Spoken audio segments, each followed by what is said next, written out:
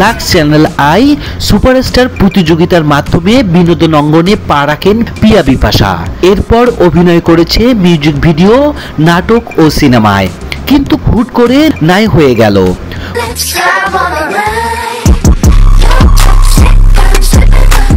পরে জানা গেল অভিনেত্রী আমেরিকায় গেল 5 বছর সেখানেই বসবাস করছেন তিনি। সাম্প্রতিক দেশে একটি গণমাধ্যমে প্রবাস জীবন সহ নানান বিষয় নিয়ে কথা বলেন তিনি।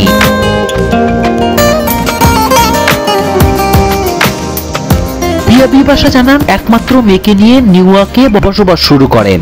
এরপর যুক্তরাজ্যের এক নাগরিকের সঙ্গে তার প্রেম ও ভালোবাসা তৈরি হয়। তারপর তারা বিয়ে করেন। দুজনে মিলে বিয়ে করলেও আনুষ্ঠানিকতা সারেননি।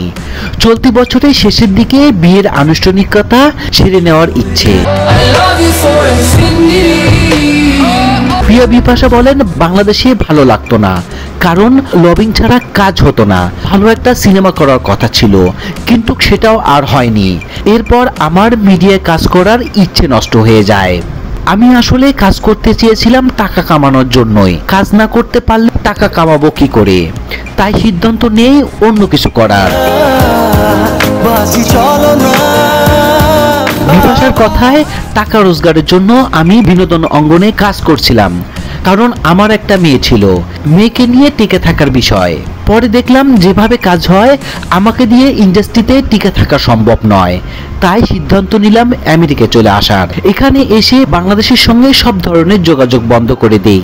অনেক টাকা আয় করছি।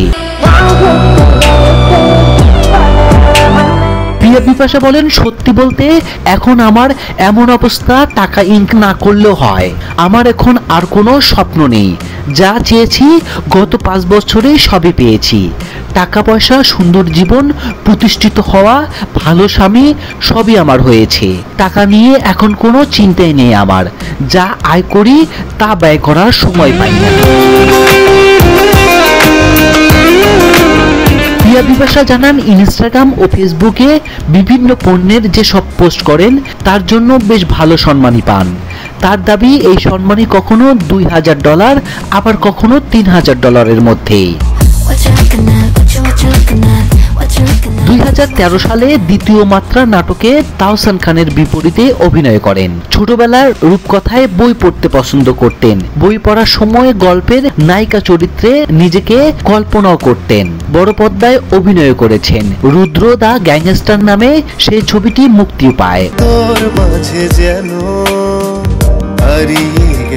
এরপর রাজনীতি ছবিতে সাকিব খানের বিপরীতে অভিনয় করার কথা থাকলেও শেষ পর্যন্ত তা হয়ে ওঠেনি। পরে সেই ছবিতে পিয়া বিপাশার পরিবর্তে অপু বিশ্বাস অভিনয় করেন।